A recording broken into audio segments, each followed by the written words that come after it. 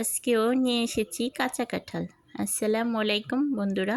দেখুন এই যে আজকে রান্না করব চিকেন দিয়ে কাঁচা কাঁঠাল।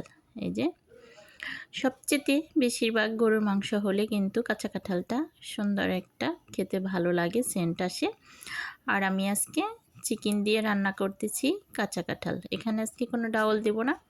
মাংসটা যেভাবে রান্না করা হয় সকল মশলা দিয়ে আজকে আমি এই যে কাঁচা কাঁঠালটা রান্না করে নিচ্ছি। মাংসটা কিন্তু আমি খুব সুন্দর করে কষিয়ে নিয়েছি, কাঁচা কাঁঠালটা দিয়ে দিলাম। আর এখানে রান্না করা হবে মুড়িঘণ্ট। মাছের মাথাগুলো বেজে নিচ্ছি।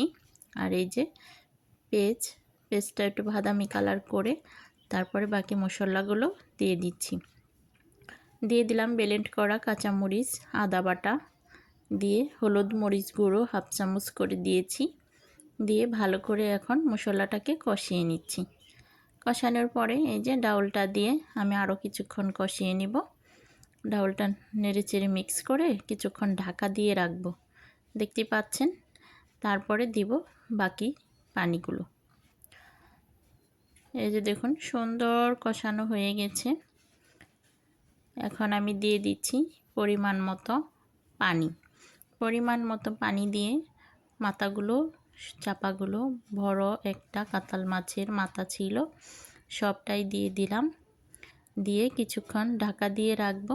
তারপর আপনাদেরকে দেখাচ্ছি যে আজকের মুড়িঘণ্টটা কেমন হয়েছে। এই মুড়িঘণ্টটা বাসার অনেকের পছন্দ, খেতে ভালোই লাগে মুগের ডাল দিয়ে। এই যে মুড়িঘণ্ট হয়ে গেছে, পরাই নামিয়ে রাখবো। লবণ টবণ দেখে নামিয়ে নিচ্ছি।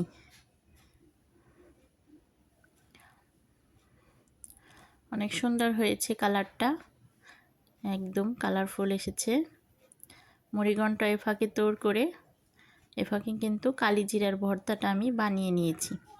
আজকে দুপুরের খাবার হবে মুড়িঘণ্ট, কাঁচা কাঁঠালের তরকারি আর হলো কালিজিরার ভর্তা।